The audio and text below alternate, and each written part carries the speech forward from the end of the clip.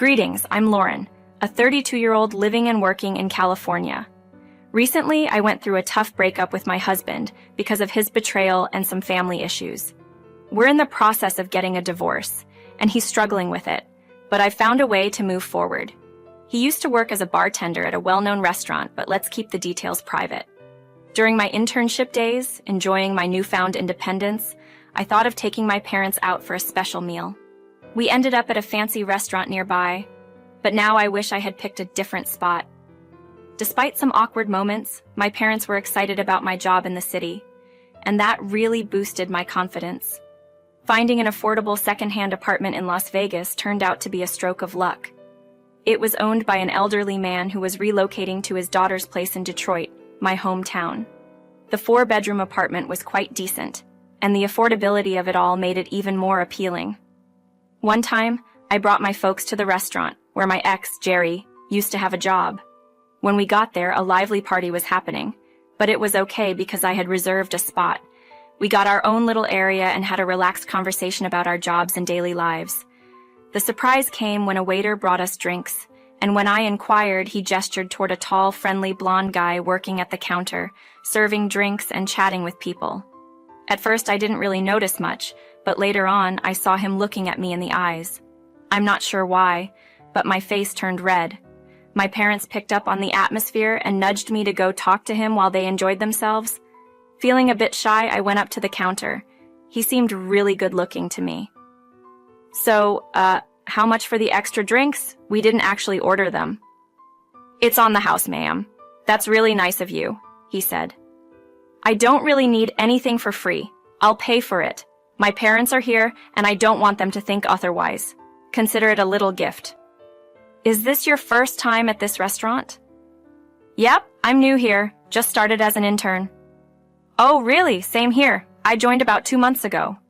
Cool. It's nice to have someone like me around. Before we knew it, we were laughing at each other's jokes. Jerry was friendly, and my 25-year-old heart was happy. I'm usually shy and keep to myself, not having many friends during school and university. But Jerry somehow made me feel comfortable, like I could talk to him easily. Maybe even enjoy a drink or 3 when work gets boring or stressful. Lauren, it was so nice getting to know you, Jerry said with a smile. Jerry's parents lived in New Zealand, where he was born. However, he later moved to California, his dream city. Despite his deep affection for his family, he felt a bit nervous about them. He frequently urged them to visit, but there was a catch. He kept our relationship a secret from them, always telling them he was with a colleague from work. You never mentioned me to your parents. Is that a problem? I asked, feeling a bit uneasy. Well, it's not really a big deal. They don't need to know everything. There will be plenty of time to introduce you to them later. Jerry responded, trying to downplay the situation. Okay, I hope I'm not causing you any issues by being kept a secret, I said, hoping for reassurance. I enjoy being with you, and I think it's important for us to be honest with each other. We're not officially a couple, so I don't feel the need to rush things.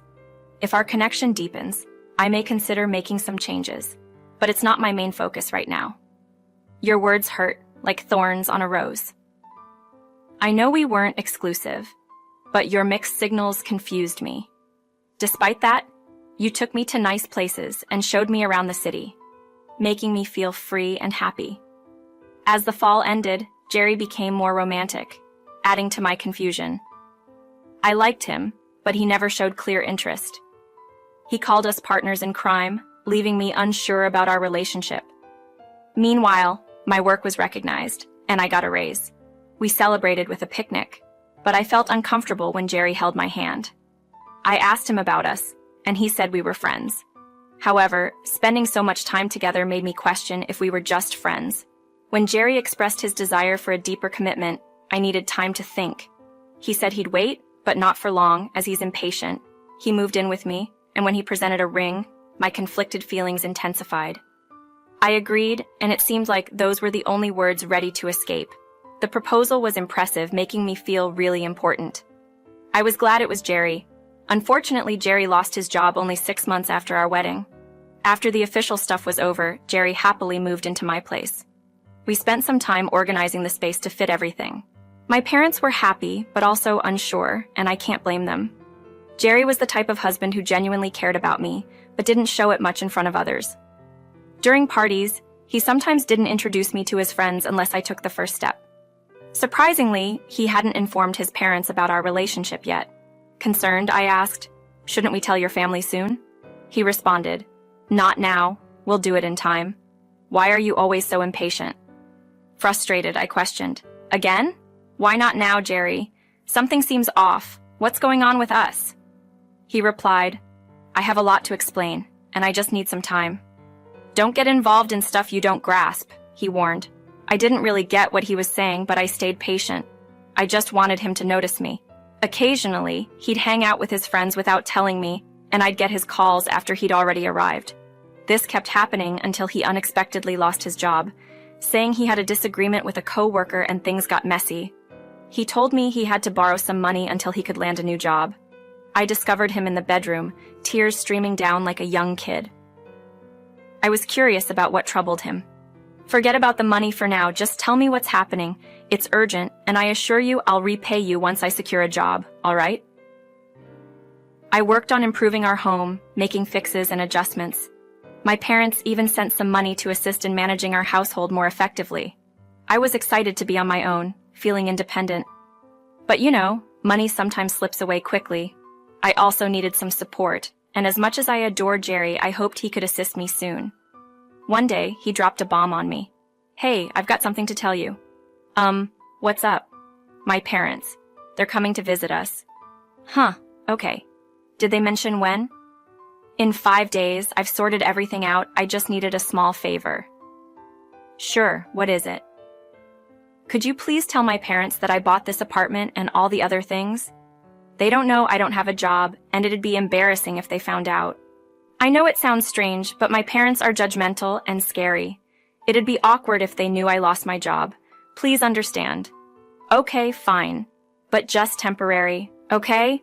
You know I'm bad at lying. They won't find out, don't worry, just try, please, whatever you need."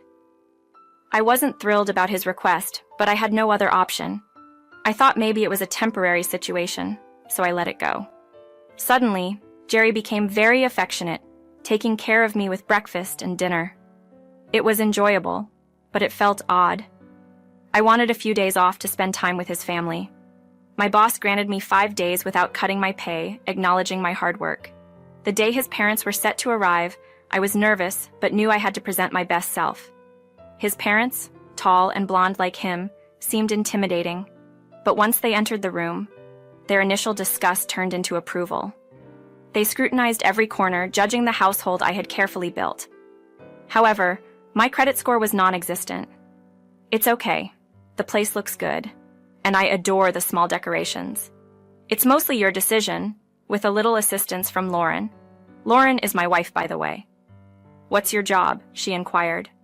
"I work in content editing," I responded. "So you're a writer, basically?"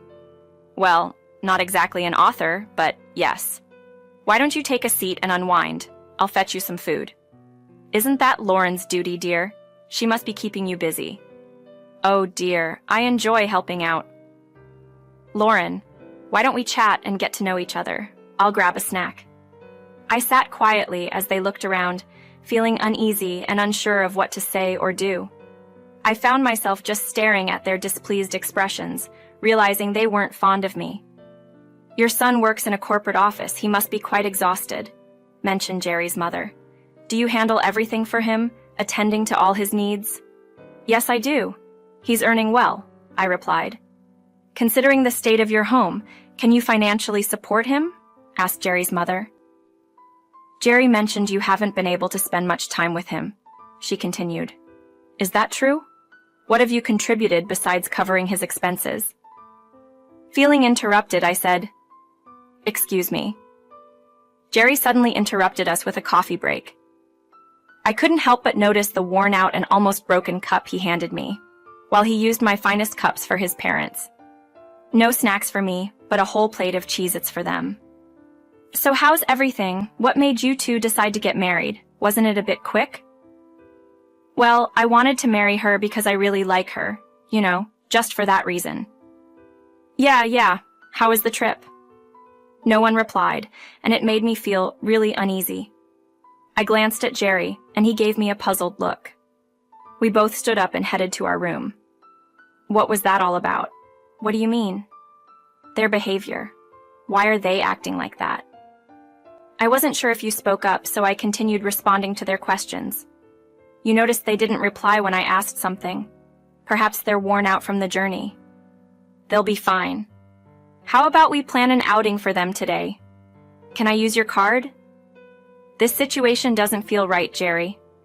They believe I don't contribute much for you, and it hurts. I understand. Just a couple more days, sweetheart. They'll leave soon. Okay. The night was awful. Jerry borrowed my card to take his parents out, and I felt left out. I roamed through the stores, feeling confused. I wasn't sure if everything was okay. Reflecting on past decisions, my hasty marriage stood out. People often make such choices without much thought. I sighed and swiped through my phone. My work buddy had sent me 6 messages. I considered giving him a call. Hey, what's going on? I noticed you didn't respond. Dealing with a bit of a situation here, and I think I messed up. I'm worried about Jerry. How about we catch up tomorrow? Oh, never mind, you've got a couple of days off. I can't make it anyway. Jerry's parents are in town. Surprisingly, he finally reached out to them, Gerald. Okay, my bad. How are they feeling about me? They're not thrilled. As I continued chatting, footsteps approached from behind. Hearing Isabella's angry approach, I swiftly ended the call. Isabella confronted me with a glare, accusing. Enjoying taking money from my son, are you? You've been relying on him for so long, and he's devastated. Did he mention that he sees you as a burden? My hands turned icy, and I couldn't find the words. It felt surreal. Jerry had advised me to act, but we never discussed this level of pretending. I had always been the support, maintaining the apartment and looking after him. I heard you're claiming half the ownership. That's not happening. Let him have full control of this place. Control? Half? I'm not sure I understand. You won't be sharing this apartment with him. Don't try to exploit my son for his wealth. I should have realized it sooner. Gather your things and leave. We don't support this marriage. I looked back and noticed Jerry and my father-in-law chatting happily. Tears filled my eyes, nerves skyrocketed, and my throat felt parched. I needed to handle the situation with Jerry later. I forced a smile, but he didn't respond. Tired, we returned home. I wanted to talk, but he was occupied with his parents. When he eventually joined me in the living room, he switched on the TV. I sat down next to him, dropping the act. Can we just be real for a moment? Sure. I love you. Me too. So, this family plan you made, it's not permanent, right? Listen, Lauren, maybe you should go back to Detroit for a while until I figure things out. My parents will stick around for a bit. What are you trying to say? You heard me. That marked our final conversation. The silence that followed was deafening. Despite my pleas, he remained unyielding. He went to bed without a word.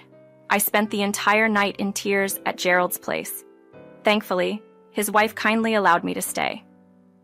You still have the power to negatively impact his life. He's unemployed and using your credit card, Gerald pointed out. Let's take a different approach. Transfer the apartment ownership to him. He won't handle the bills and the debt will catch up with him. But what if he refuses? I questioned. He won't. He believes he can escape consequences, Gerald assured. And what about our marriage? Come on, you deserve something better, he encouraged. I discussed the strategy with Gerald. It was challenging, but if executed properly, it could succeed. Jerry called 5 times that day. I messagged him, informing him of my decision. The following day, we met at a nearby cafe. He apologized, but I chose to remain silent. I understand things are messed up right now. Go to Detroit and stay with your parents for the time being. I'll handle things here, and later, I'll come to pick you up. Once you're settled, I'll try to find a job. Can I please keep your card for now? Oh, and by the way, I've decided to give you ownership of the apartment. I'll take care of all the bills, and later, you can pay me back. Are you sure about this? Yes, I want to make things right, I promise. I realized he accepted the deal without considering my hard work. I knew it was over, and he seemed clueless. I went back to Detroit, explained everything to my parents, and cried a lot. They were furious, but didn't scold me. I learned a valuable lesson, and it was time to take action. I blocked my card that Jerry was using. After transferring the ownership, I made sure not to have any written documents claiming I'd continue to pay bills. Let's see how he handles the debt peeling up. Gerald offered me a cozy 4-bedroom apartment near my office in Las Vegas. I accepted it gratefully. I went to court with my family, working on divorce papers to be sent soon. I cut off all financial and emotional ties. Jerry, who thought he could manipulate and use me, was in for a surprise. After 2 months, I received an unknown call. It was Isabella, Jerry's mother, apologizing and crying. She explained Jerry made a mistake, and now he's in trouble. His card was declined, and he received warning letters for unpaid bills. Despite having a job, he couldn't manage it. I know we made a mistake, but it wasn't on purpose. Could you please assist us with a bit of money, just for the plane tickets? Unfortunately, I can't send money at the moment. I'll send something different later. What? Well, I'll send you divorce papers. I ended the call. It was amusing how Jerry couldn't even manage to pay for his parents' plane tickets home.